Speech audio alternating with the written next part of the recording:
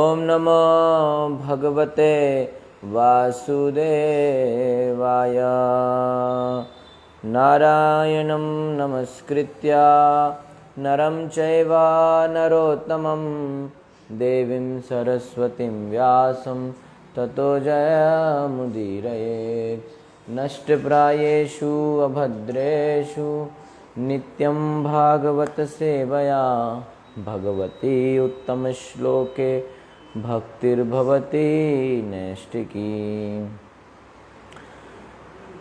कृष्णाय वासुदेवाय देवकी नंदनाय च नन्दगोपकुमाराय गोविन्दाय नमो नमः। यत्कीर्तनं यदस्मरणं यदीक्षणं यदवन्दनं यश्रवणं यदर्हनं लोकस्य सद्यो विदुनोति कल्मषं तस्मै सुभद्रस्रवसे नमो नमः। भूतैर्महद्भिरिमा पुरो विभुर्निर्माय शेते यदमूषपूरुषः भुङ्क्ते गुणान् षोडश षोडशात्मकः सोऽलङ्कृशिष्ट भगवान् वचांसि मे। मूकं करोति वाचालं पङ्गुं लङ्घायते गिरिं यत्कृपातमहं वन्दे श्रीगुरुं दीनतारणं परमानन्दमाधवं Sri Chaitanya ईश्वरम्।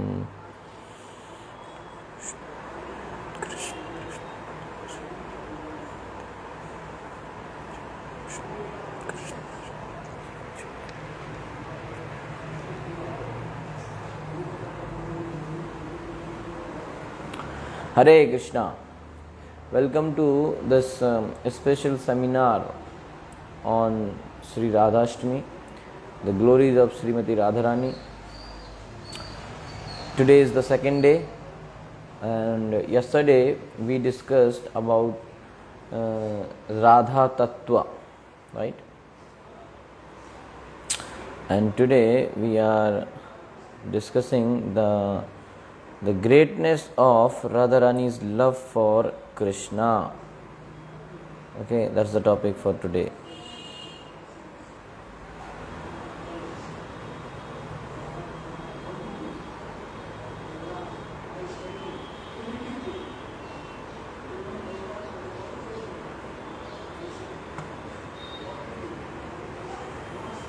Okay. So, yesterday we were talking like Radharani and Krishna, Sri Krishna Chaitanya, Radha Krishna Anya, they are not different. Okay, so they were one, and then they eternally separated as two, and then in the form of Sri Chaitanya Mahaprabhu they again came as one. Okay, Sri Chaitanya Mahaprabhu is having the mood, the sentiment and the complexion of Srimati Radharani, but he is Krishna himself. Okay. So Radharani, yesterday we were talking like Radharani is the Aladni Shakti of Krishna, pleasure giving potency of Krishna. Okay, so she gives pleasure to Krishna. Govinda Anandani, we were reading yesterday. Govinda Anandani Radha Govinda Mohini Govinda Sarvasva Sarvakanta Shiromani. Okay, she is the fountainhead for all the concerts of Krishna, and Krishna is the fountainhead of all the incarnations. Okay, so people in general do not understand the pure love.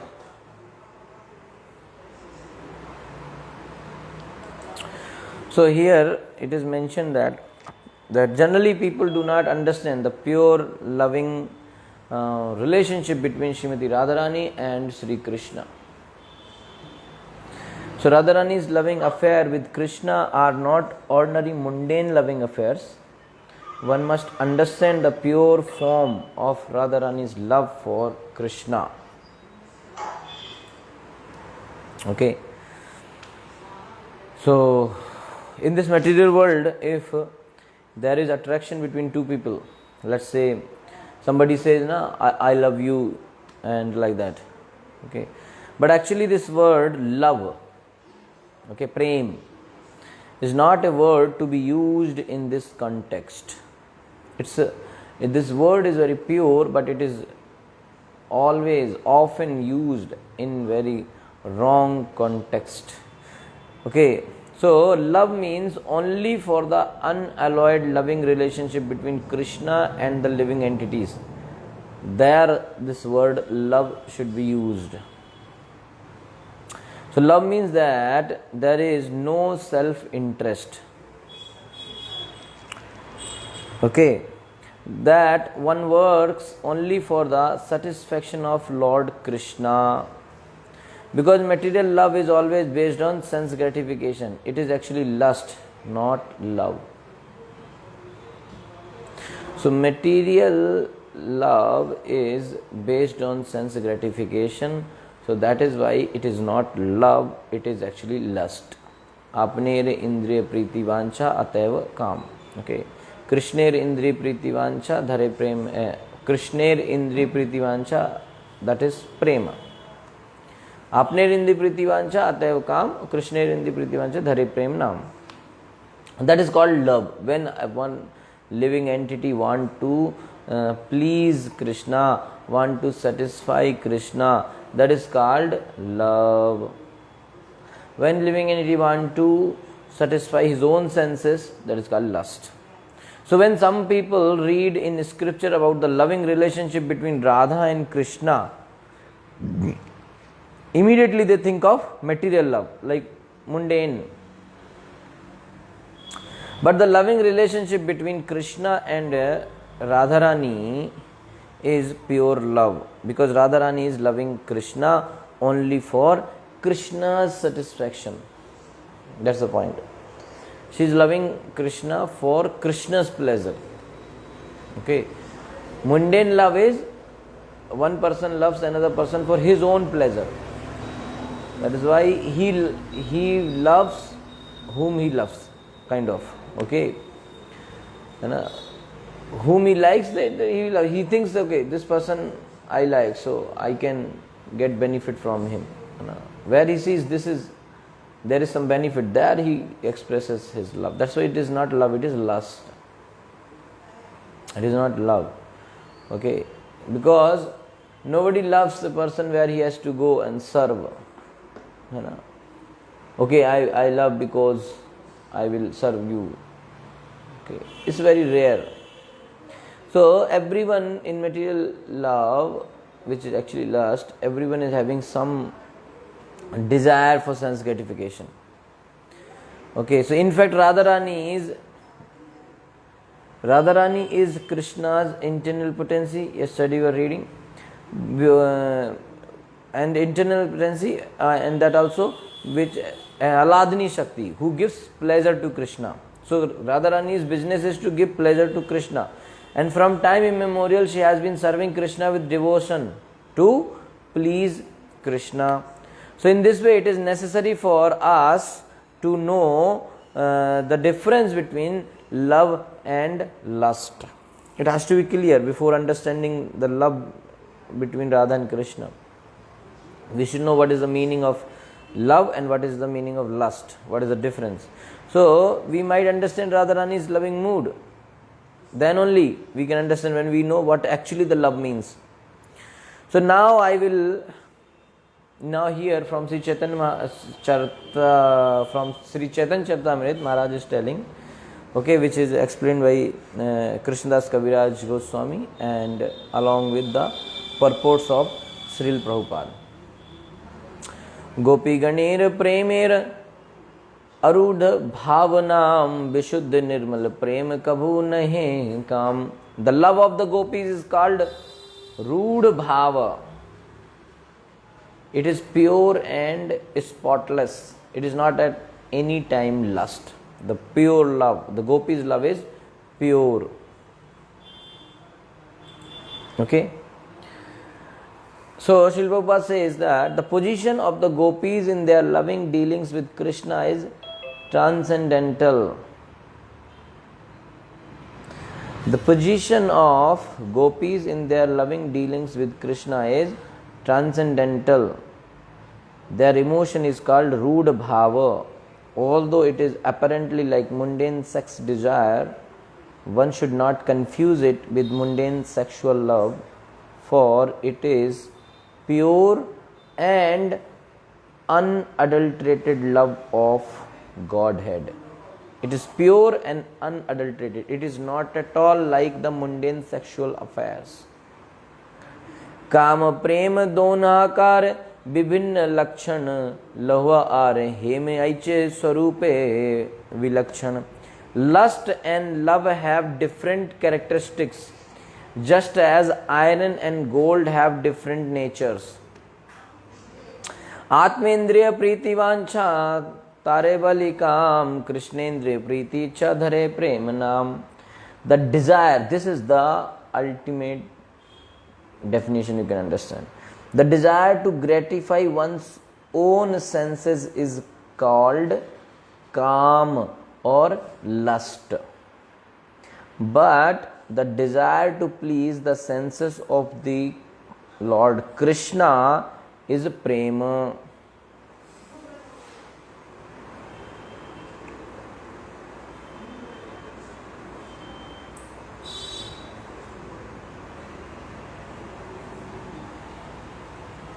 Okay.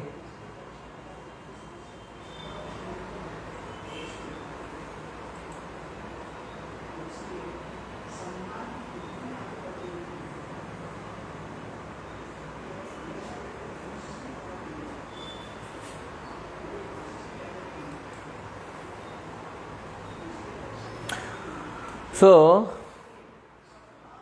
this is the definition, that if a person wants to satisfy his own senses, that is called lust. Want to satisfy Krishna's senses, that is called love. Okay.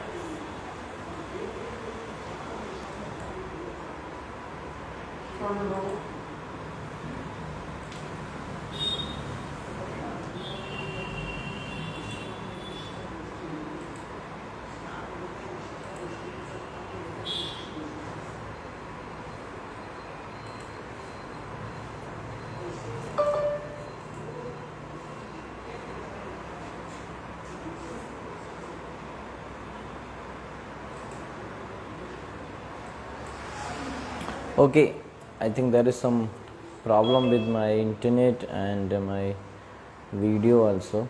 Anyway, so I was saying that the desire to gratify one's own senses, okay,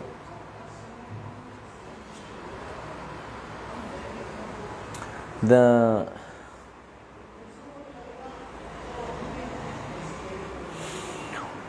आत्मेंद्र प्रीति वांछा तारे बोलिकाम कृष्णेंद्र प्रीति इच्छा धरे प्रेम नाम. The desire to gratify one's own senses is kama, and the desire to please the senses of Krishna is prema. So one should try to discriminate between the sexual love and pure love, for they belong to different categories. One is mundane, one is spiritual. And there is a gulf of difference between both of them. So they are as different from one another as iron is from gold. Okay.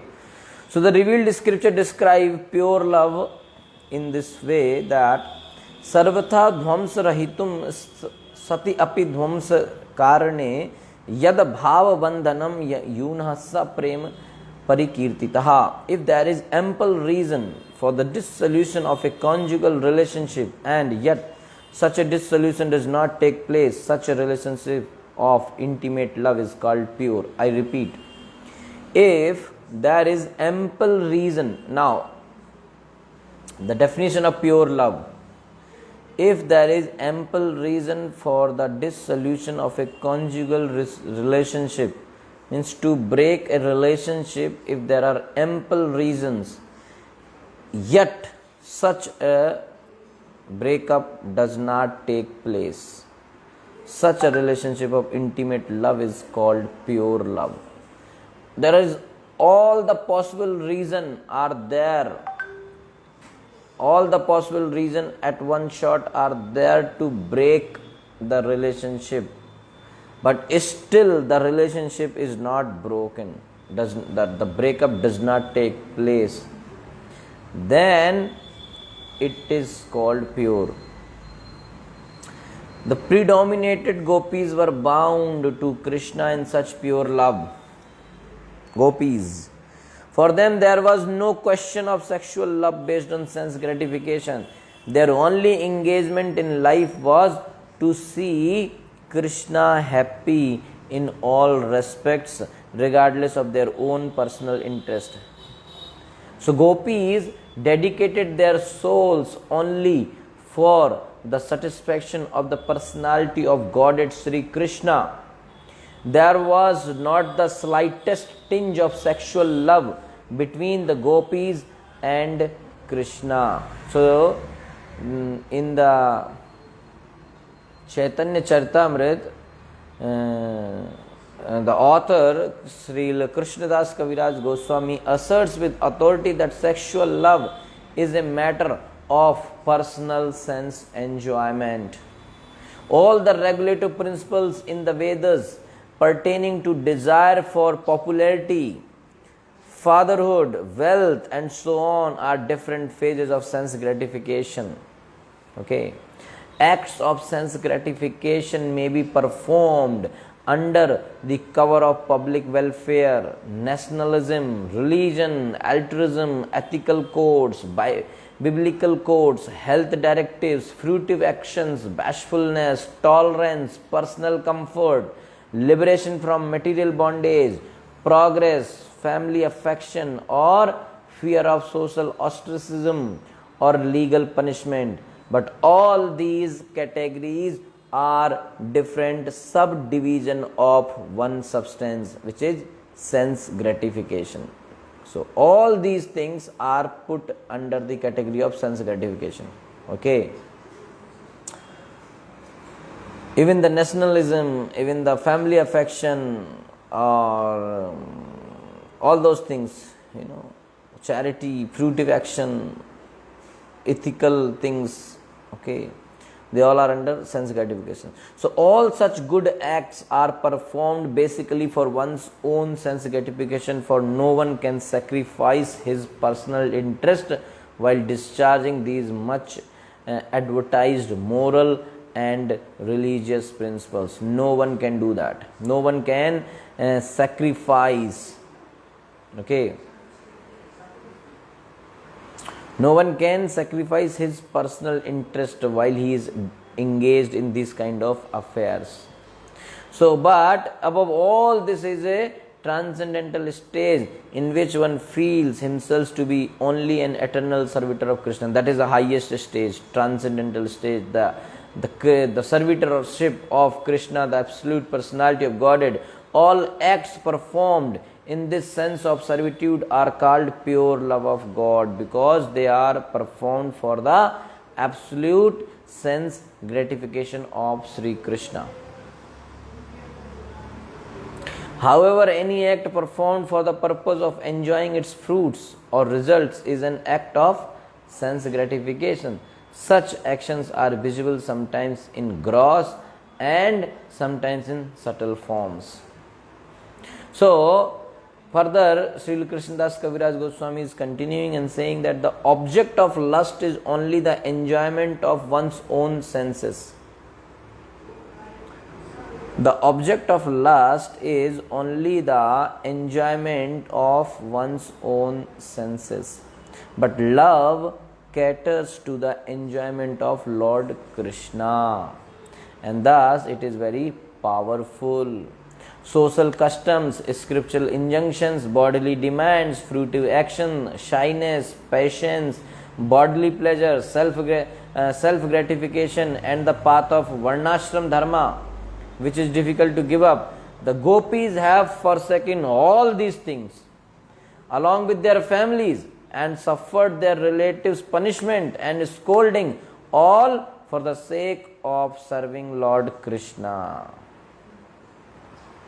Gopis suffered everything to serve Krishna.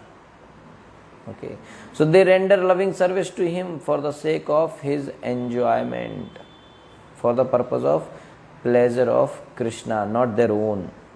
So that is called firm attachment to Lord Krishna. It is spotlessly pure, like a clean cloth that has no stain. So therefore, lust and love are quite different. Lust is like dense darkness, but love is like the bright sun. So in this way, there is not the slightest taint of lust in the gopis' love. That is completely pure love. So their relationship with Krishna is only for the sake of Krishna's enjoyment. That is important. The gopis' relationship with Krishna is only for the enjoyment of Krishna. Oh, so here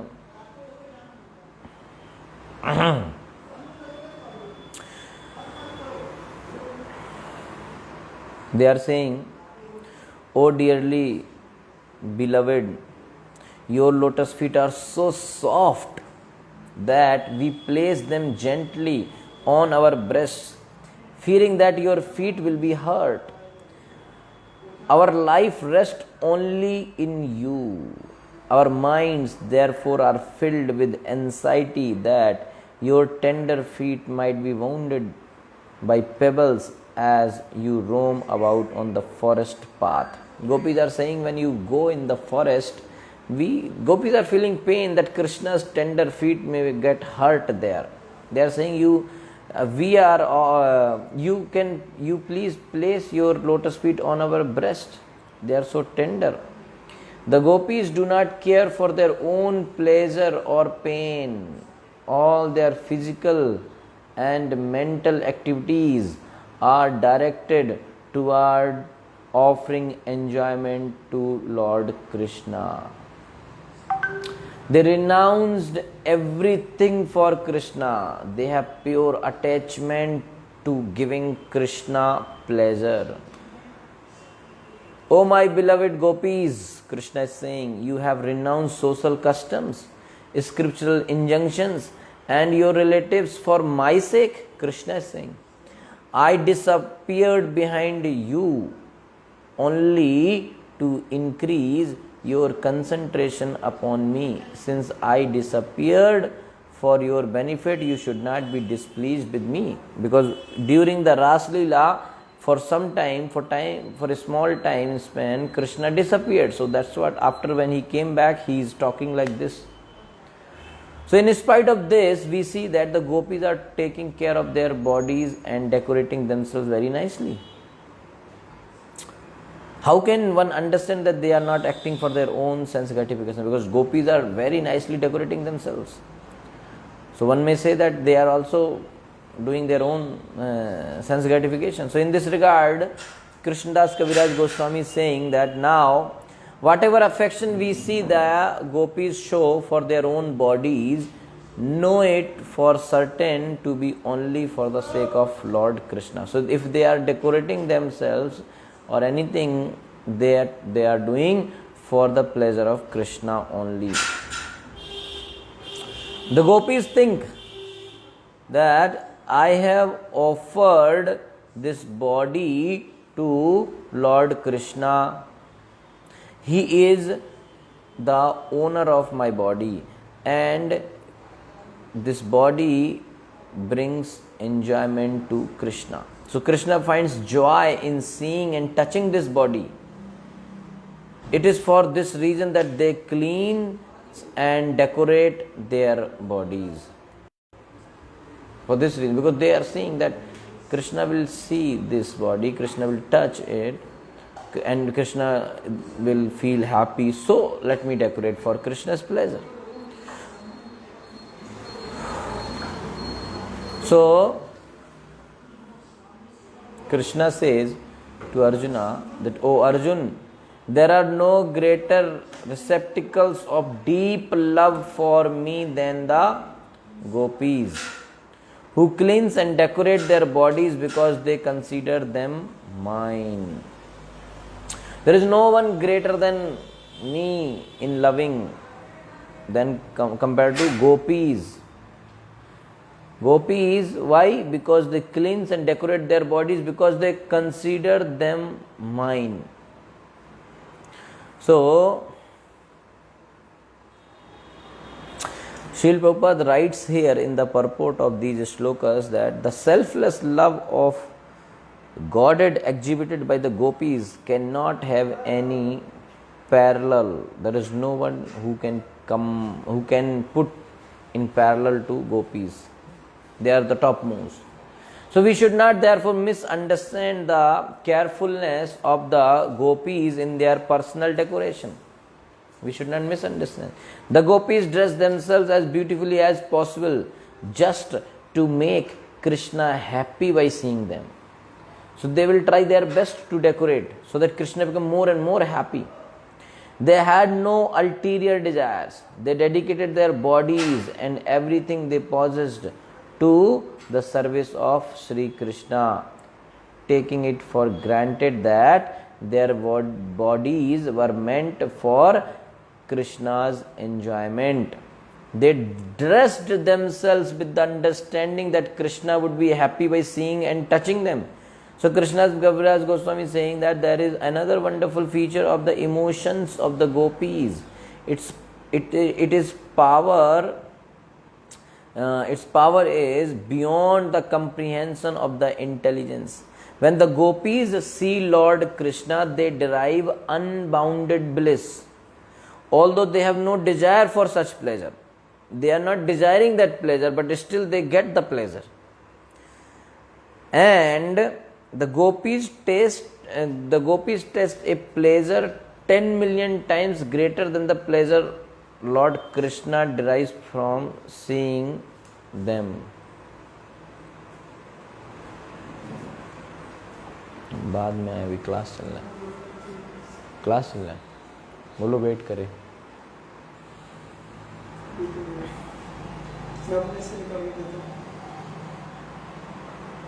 अभी class चल रहा है उसको मुझे check करना है उनके book में गलत लिख रहे हैं ठीक है इनको लो वेट करे, कितना बजा अभी? 10 मिनट वेट करने को बोलो। हाँ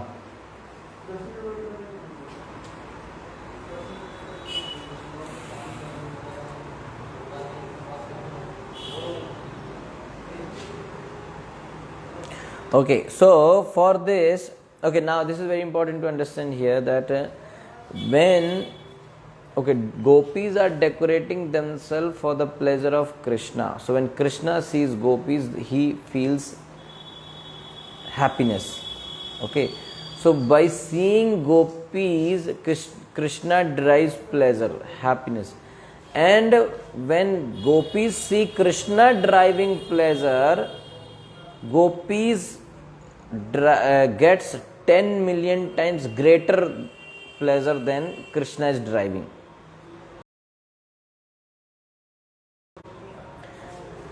Okay, so gopis are not desiring that pleasure, but they are experiencing it. So the gopis have no inclination for their own enjoyment, and yet their joy increases. So that is indeed a contradiction.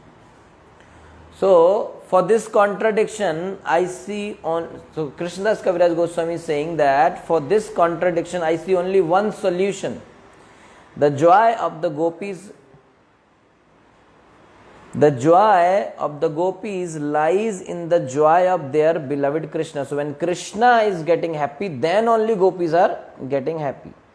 But they are not deriving the happiness. They are not having desire that I should get happiness. Their only desire is that Krishna should be happy, and when they see Krishna happy, automatically they also become happy. And when then Krishna sees that gopis are happy, so Krishna becomes more happy, and when the gopis sees that Krishna is happy, so they become more happy, and like this each other, Krishna Gopi, they are becoming more and more happy.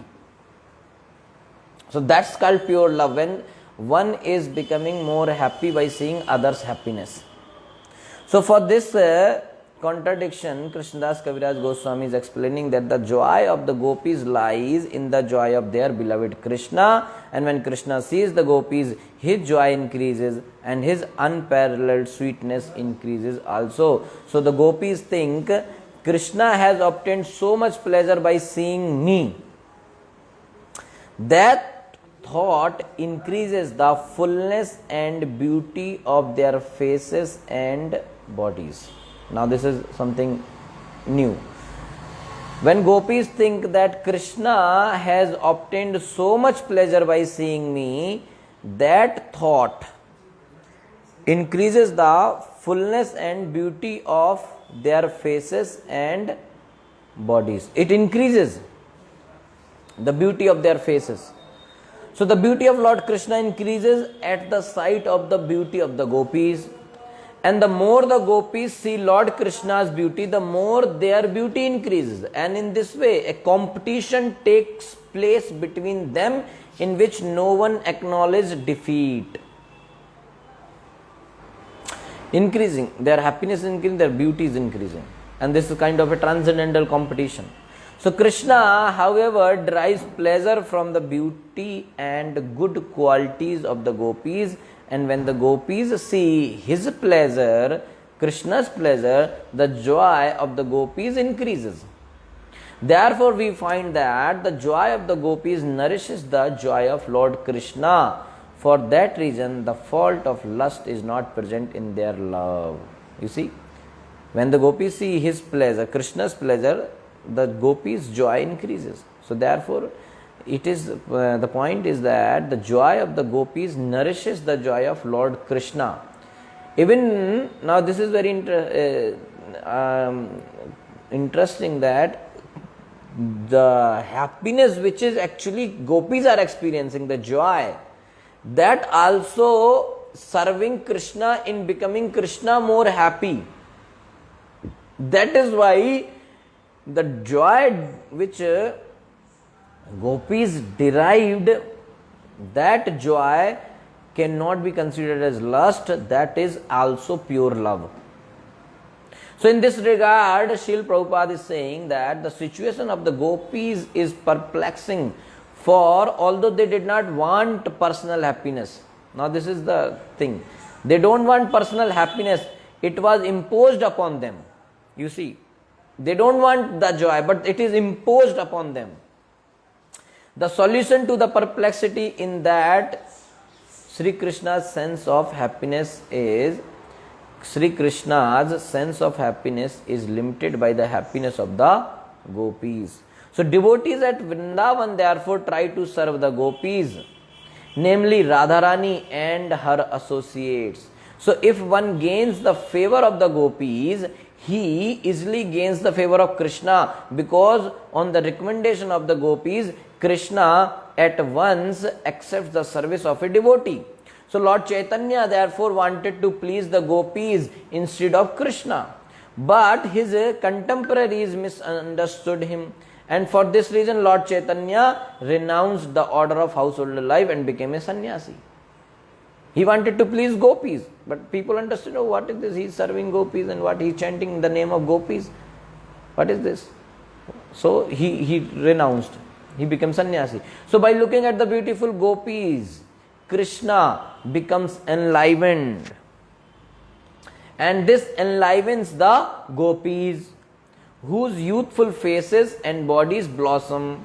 So this competition of increasing beauty between the gopis and Krishna, which is without limitations, is so delicate that sometimes mundane moralists mistake these dealings to be purely amorous. They think it is completely, they think on their own level. So, but these affairs are not at all mundane, because the gopis' intense desire to satisfy Krishna surcharges the entire scene with pure love of Godhead, with not a spot of sexual indulgence. So there is another. Now, Bhakti Rasamrita Sindhu explains something more, that there is another natural symptoms of the gopis' love that shows it to be without a trace of lust. Okay. So this is the last section, last paragraph. So the love of the gopis nourishes the sweetness of Lord Krishna. The sweetness in return increase their love. Okay. So the love of the gopis nourishes the sweetness of Lord Krishna, and that sweetness in return increases their love, gopis' love, for they are greatly satisfied. So the happiness of the abode of love is in the happiness of the object of that love. So that this is not a relationship of desire or the relationship of personal gratification. So whenever there is unselfish love, that is its style. So the reservoir of love derives pleasure when the lovable object is pleased. So when the pleasure of love interferes with the service of Lord Krishna, the devotee becomes angry towards such ecstasy. So the example of this is cited there in Bhakti Rasamrita Sindhu, that Sri Daruk did not release his ecstasy feelings of love, for they cause his limbs to become stunned and thus obstruct his service of fanning Lord Krishna. So Daruk is the servant who is fanning Krishna, so his ecstasy becomes so much that his service is getting disturbed. Okay, so that's why he does not like, he becomes angry on the ecstasy derived from the service of Krishna. So the lotus-eyed Radharani powerfully condemned the ecstatic love. Radharani is condemning the ecstatic love that caused a flow of tears that hindered her sight of Govinda. Now see, out of the so much love Radharani is having, that out of that love she cries, her tears comes out. So she is condemning this ecstasy, that because of this ecstasy she is crying, and because of crying the tears are coming out, and because of tears she is not able to see Govinda properly. So she is condemning the ecstasy. So this is something very, very transcendental. So furthermore, pure devotees never forsake the loving service of Lord Krishna to aspire for their own personal pleasure through 5 kinds of liberation. So devotees are not serving Krishna for their own pleasure, even for the liberation. No. So in this regard, Srila Prabhupada has said that A pure devotee of Krishna who loves him exclusively a pure devotee of Krishna who loves him exclusively will flatly refuse to accept any sort of liberation, beginning from the merging with the body of the Lord and extending to other varieties of liberation such as equality of form, opulence or abode, and the opulence of living near the Lord. All 5 types of liberation a devotee refuses. So the natural love of the gopis is devoid of any trace of lust. There is no trace of lust in the love of gopis, pure. It is faultless, bright and pure like molten gold. The gopis are the helpers, teachers, friends, wives, dear disciples, confidants and serving maids of Lord Krishna. The gopis know Krishna's desires and they know how to render perfect loving service for his enjoyment. They perform their service expertly for the satisfaction of their beloved. Sei gopi gana madhye uttama radhika. Now, till now we were seeing the pure love and the intensity of love of gopis. Now next, sei gopi gana madhye uttama radhika rupe gune saubhagye prem sarvadhika. So among the gopis, Srimati Radhika is the foremost. Okay, uttama, she is the among the gopis Srimati Radhika is the foremost. She surpasses all in beauty, in good qualities, in good fortune, and above all in love. Rupe gune saubhagye prem sarvadhika. She surpasses all the gopis in beauty, in good qualities, in good fortune, and above all in love. So in this regard it is said, just as Radha is dear to Lord Krishna, so her bathing place Radha Kund is dear to him. She alone is the most beloved of all the gopis. This is mentioned in Padam Puran. So Lord Krishna himself has said, O Arjuna, O Parth, in all the 3 planetary systems, this earth is especially fortunate, for on earth is the town of Vrindavan, because on the earth there is Vrindavan. And there the gopis are especially glorious because among them is my Srimati Radharani. So this is the pure love of Srimati Radharani, because gopis love, and among all the gopis the Radharani is the topmost, foremost. So these are the glories of the pure love of Srimati Radharani for Krishna. Srimati Radharani ki jai. Hare Krishna. Thank you so much. Shri Prabhupada ki jai.